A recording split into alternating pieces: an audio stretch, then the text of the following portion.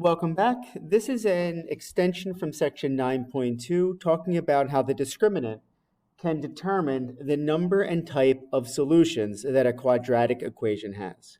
Now, the discriminant is part of the quadratic formula. It's the part underneath the square root sign. The discriminant is b squared minus 4ac. Now, what the discriminant tells us, if b squared minus 4ac is greater than 0, we're taking the square root of a positive number, we're going to get two real solutions. Now, those real solutions are the x-intercepts. So it could be something like this where it opens up and it crosses the x-axis at those two places.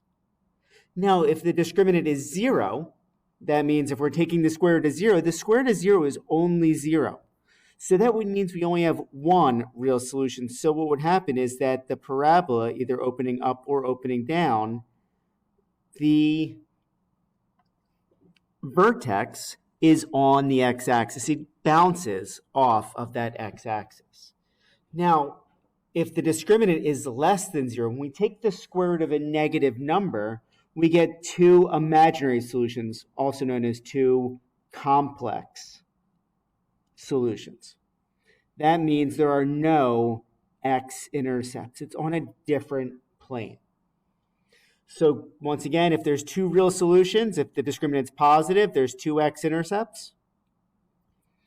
If the discriminant is 0, there's one real solution, there's one x-intercept.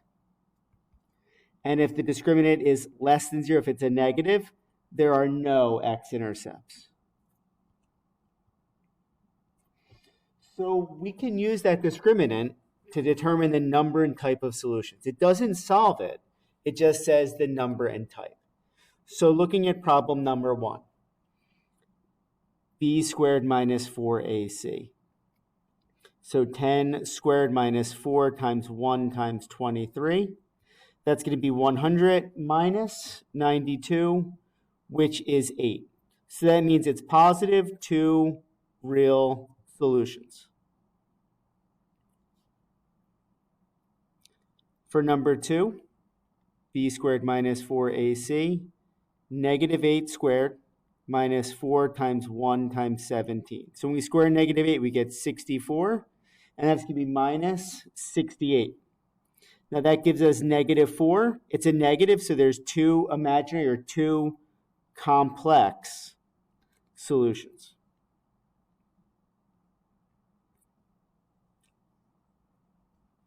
Number 3, b squared minus 4ac. So it's going to be 10 squared minus 4 times 1 times 25. That's 100 minus 100, which is 0.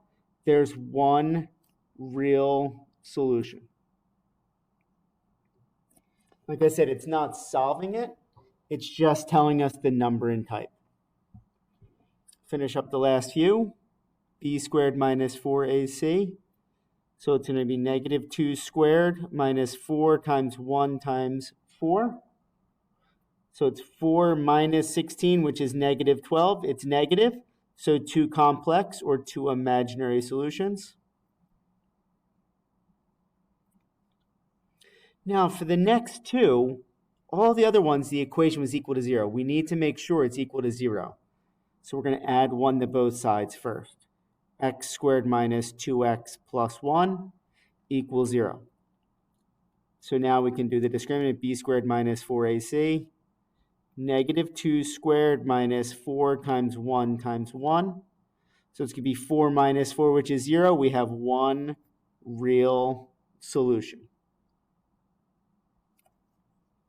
And then for the last one, we're going to subtract 3x from both sides and subtract 4 from both sides.